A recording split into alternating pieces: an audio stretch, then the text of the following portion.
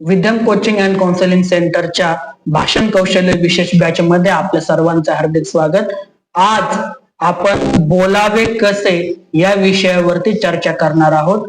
या व्हिडिओच्या माध्यमातून मी तुम्हाला भाषण करत असताना किंवा संवाद करत असताना कशा प्रकारे आपल्याला बोलायचं असतं या विषयावर काही टिप्स मी देणार आहे. एक 4-5 टिप्स मी आजच्या या लेक्चर मध्ये मी देणार आहे. त्या टिप्सचा उपयोग जेव्हा तुम्ही तुमच्या बोलण्यामध्ये कराल तेव्हा तुमची भाषण कला विकसित होण्यात नक्कीच या टिप्सचा फायदा होणार आहे. या टिप मध्ये पहिली जी टिप आहे ती टिप म्हणजे ऐकण्याची क्षमता. जेव्हा तुम्ही एकमेकांसोबत संवाद करताय किंवा भाषण करणार आहात तेव्हा समोरची व्यक्ती नेमकं काय बोलती आहे हे सर्वप्रथम तुम्हाला शांततेमध्ये ऐकता आलं पाहिजे. जेव्हा तुम्ही समोरच्या व्यक्तीचं बोलणं शांततेमध्ये आणि आवड दाखवून जेव्हा ऐकता तेव्हा समोरच्या व्यक्तीमध्ये आणि तुमच्यामध्ये संवाद हा वाढण्याची जास्त शक्यता असते. त्यामुळं ऐकण्याची क्षमता आपल्यामध्ये विकसित होणं आणि ती विकसित झालेली क्षमता वाढवणं सुद्धा अतिशय गरजेचं आहे. दुसरी जी टिप आहे ती म्हणजे बोलत असताना तुम्ही हे आत्मविश्वासानं बोललं पाहिजे. बोलत असताना बरेचसे जण अतिशय जलद गतीने बोलताय. समोरच्या व्यक्ती नेमकं काय बोलत आहे हे समोरच्या व्यक्तीला लवकर लक्षात येत नाही. त्यामुळे बोलत असताना व्यवस्थितरित्या शांततेमध्ये बोलणं अतिशय गरजेचं आहे. त्याच पद्धतीनं समोरच्या व्यक्तीच्या नजरेला नजर मिळवून तुमच्याकडनं बोलल्या गेलं पाहिजे. जेव्हा तुम्ही समोरच्या व्यक्तीच्या नजरेला नजर मिळवून बोलतात तेव्हा तुमचा आत्मविश्वास हा समोरच्या व्यक्तीला दिसत असतो. तुमचा आत्मविश्वास हा झळकत असतो. तिसरा जो मुद्दा आहे त्या तिसऱ्या मुद्द्यामध्ये बोलण्यातून तुम्हाला समोरच्या व्यक्तीला आपलंसं करता यायला हवं. बोलण्यातून तुमच्या आपलेपणा हा दिसायला हवा. जेव्हा शिकागो या ठिकाणी धम्म परिषद झालेली होती त्या धर्म परिषदेमध्ये स्वामी विवेकानंदांनी जेव्हा भाषणाची सुरुवात केली तेव्हा my dear brothers and sisters हे स्टेटमेंट होतं. म्हणजे माझ्या प्रिय बंधू आणि भगिनींनो या एका वाक्यानं शिकागो मधील धर्म परिषदेमध्ये स्वामी विवेकानंदानं पूर्ण जनतेला आपलंसं करून घेतलं होतं. अगदी त्याच पद्धतीनं तुम्ही ज्यावेळेस बोलत आहात मग ते स्टेजवरती बोलणं असू द्या किंवा एकमेकांसोबत संवाद करत असताना बोलणं असू द्या त्या संवादामध्ये तुमच्या बोलण्यातून आपलेपणा समोरच्या व्यक्तीला दिसायला हवा. कारण जेव्हा आपलेपणा समोरच्या व्यक्तीला दिसतो तेव्हा तुमच्यामध्ये होत असलेला संवाद हा आनंदमय होत असतो आणि तुमचा होणारा संवाद हा वाढण्यास मदत होत असते. समोरची व्यक्ती तुमच्याशी संवाद करण्यात इंटरेस्ट दाखवते आणि हे दाखवणं अतिशय महत्वाचं असतं. त्यामुळं बोलत असताना तुमच्या बोलण्यातून आपलेपणा जाणवायला हवा. या मुद्द्यामधील चौथा जो मुद्दा आहे त्या चौथ्या मुद्द्यामध्ये देहबोली. देहबोली म्हणजे बॉडी लँग्वेज.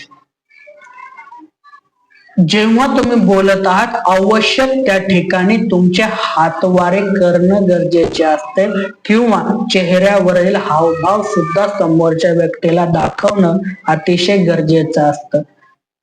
तुमच्या देहबोली तुमच्या बॉडी लँग्वेज वरतून सुद्धा समोरची व्यक्ती तुमचा व्यक्तिमत्व कसं आहे हे तपासण्याचं काम करत असते. जेव्हा तुमची बॉडी लँग्वेज व्यवस्थितरित्या असते, हावभाव व्यवस्थित असतात, इशारे हातवारे व्यवस्थित असतात तेव्हा तुमचा संवाद हा वाढत असतो आणि भाषण करत असताना तुमची बॉडी लँग्वेज ही अतिशय महत्वाचा रोल प्ले करत असते.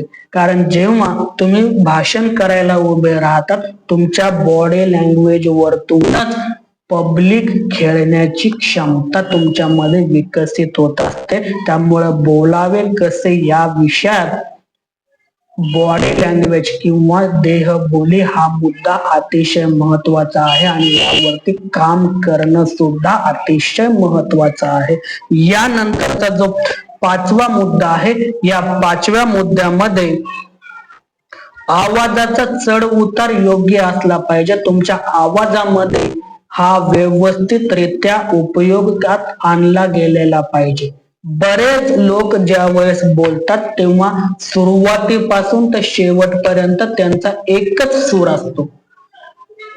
यामुळं समोरचे लोक ऐकताना बोर होतात. हे लक्षात घ्या.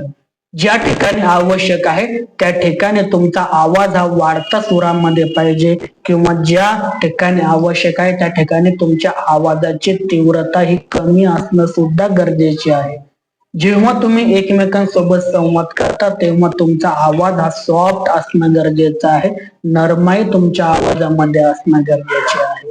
म्हणजे आवाजाचा चढ उतार हे सुद्धा बोलण्याच्या कलेमध्ये, भाषण कलेमध्ये अतिशय महत्वाची भूमिका पार पाडतात.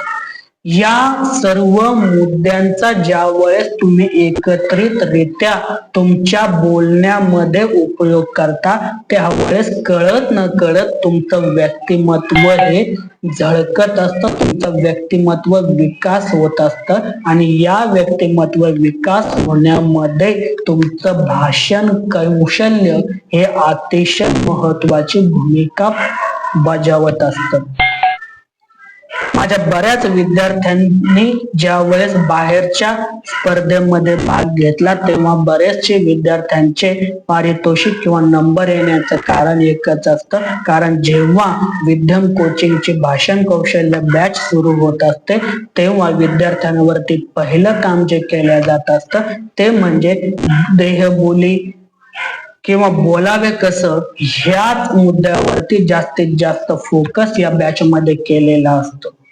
तुम्ही जर हा व्हिडिओ YouTube वरतून बघत असाल तर चॅनलला नक्कीच सबस्क्राईब करा, शेअर करा, लाईक करा आणि कमेंट करा. त्याच पद्धतीने जर फेसबुक पेज वरतून तुम्ही हा व्हिडिओ बघत असाल तर फेसबुक पेजला सुद्धा नक्की फॉलो करा. इंस्टाग्राम वरतून जर हा व्हिडिओ तुम्ही बघत असाल तर इंस्टाग्रामला सुद्धा फॉलो करा.